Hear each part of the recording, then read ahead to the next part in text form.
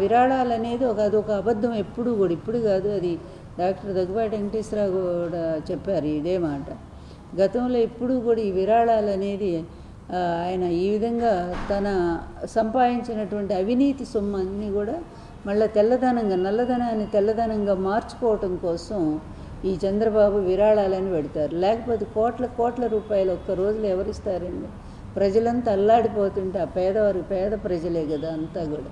అలాంటి ప్రజలు నీకు కోట్ల రూపాయలు ఇవ్వగలరా? పోనీ ఒకళ్ళిద్దరు ఇచ్చినా ఏదో 5 కోట్లు 10 కోట్లు వస్తాయి తప్ప 100 కోట్లు ఎక్కడొస్తాయి? అది ఇప్పుడే కాదు, చంద్రబాబు నాయుడు మొదటి నుంచి అధికారంలో సంపాదించిన అవినీతి సొమ్మునంతా కూడా ఈ విధంగా మహానాడు పేరుతో, విరాళాలనే పేరుతో దాన్ని వైట్ మనీగా కన్వర్ట్ చేసుకుంటూ ఉంటాడు. ఇంతెందుకండి, అది స్కామ్లో, మన స్కిల్ స్కామ్లో దొరికినటువంటి డబ్బు పార్టీ ఫండ్ రూపంలో పార్టీ మెంబర్షిప్గా ఇచ్చినటువంటి డబ్బుగా చూపించినటువంటి అది కూడా బయటకు వచ్చింది కదా.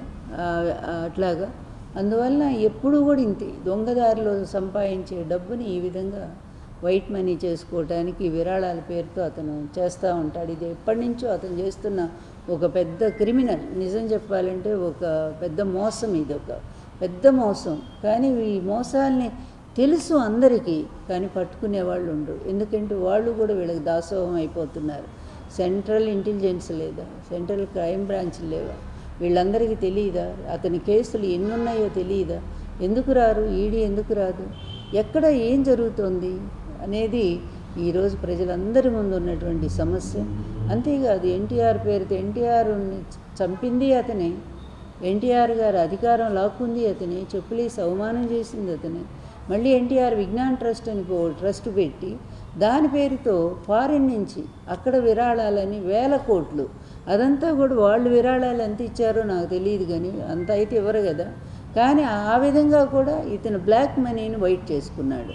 అతి తెలివితేటలు, డబ్బు సంపాదించడంలో అతను మించిన వాళ్ళు ఎవరు లేరు. నంబర్ 1 రిచెస్ట్ సీఎం అని చెప్పి మొన్ననే కదా చూసాం మనం. భారతదేశం అత్యంత ధనవంతుడైన ముఖ్యమంత్రి చంద్రబాబు నాయుడు అనేది.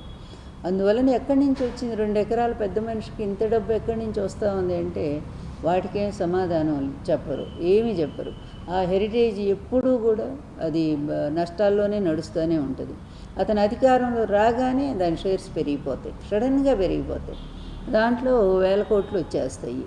ఈ విధంగా ఒక దొంగ వ్యాపారాలు చేస్తూ, దొంగతనంగా ప్రజల సొమ్మును లూటీ చేస్తూ ఈ తండ్రి కొడుకులు మరి ఉపన్యాసాలు మాత్రం భారీగా చెప్పుకుంటూ చివరికి ఎన్టీఆర్ పేరుని, ఎన్టీఆర్ ఆత్మను కూడా ఉపయోగించటం అనేది వీళ్ళ యొక్క నీచమైన రాజకీయానికి అదొక పరాకాష్ఠ స్థితిగా నేను భావిస్తున్నాను.